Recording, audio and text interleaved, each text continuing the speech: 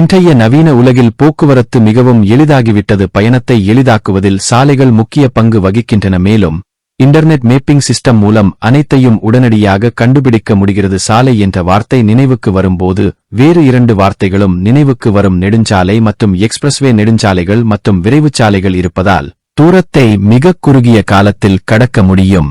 நெடுஞ்சாலைகள் மற்றும் விரைவுச்சாலைகளைப் பற்றி நீங்கள் அனைவரும் கேள்விப்பட்டிருப்பீர்கள். பெரும்பாலான மக்கள் அவற்றில் பயணித்திருக்க வேண்டும். ஆனால் நெடுஞ்சாலைக்கும் விரைவுச்சாலைக்கும் உள்ள வித்தியாசம் பெரும்பாலானவர்களுக்குத் தெரியாது. நெடுஞ்சாலைக்கும் விரைவுச்சாலைக்கும் என்ன வித்தியாசம்? இந்த தொகுப்பு மூலம் இந்த இரண்டுக்கும் உள்ள வித்தியாசத்தை தெரிந்து கொள்ளுங்கள். நெடுஞ்சாலைகள் மற்றும் விரைவுச்சாலைகள் நீண்ட தூரத்தை எளிதாக்கும் இரண்டு பெயர்கள். நெடுஞ்சாலைகள் மற்றும் விரைவுச்சாலைகள் இரண்டும் சாலைகள்தான், ஆனால் அவை ஒன்றுக்கொன்று முற்றிலும் வேறுபட்டவை. நாட்டில் பல விரைவுச்சாலைகள் கட்டப்பட்டு வருகின்றன.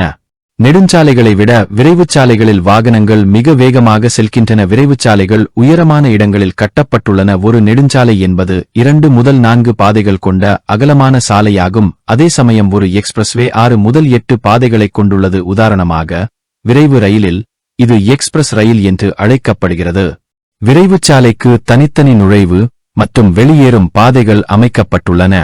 விரைவுச்சாலைகளில் விரைவுச்சாலைகளின் வசதிக்காக நெடுஞ்சாலைகளை விட மக்கள் அதிக சுங்கவரி செலுத்த வேண்டி உள்ளது. தற்போது நாட்டில் உள்ள விரைவுச்சாலைகளின் மொத்த நீளம் சுமார் 8000 கிலோமீட்டர்கள் ஆகும்.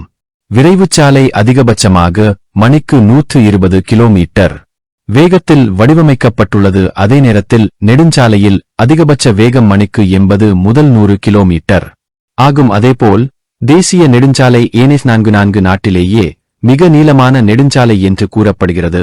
மொத்த நீளம் 3745 கிலோமீட்டர். இந்த நெடுஞ்சாலை ஸ்ரீநகர் வழியாக கன்னியாகுமரி வரை செல்கிறது.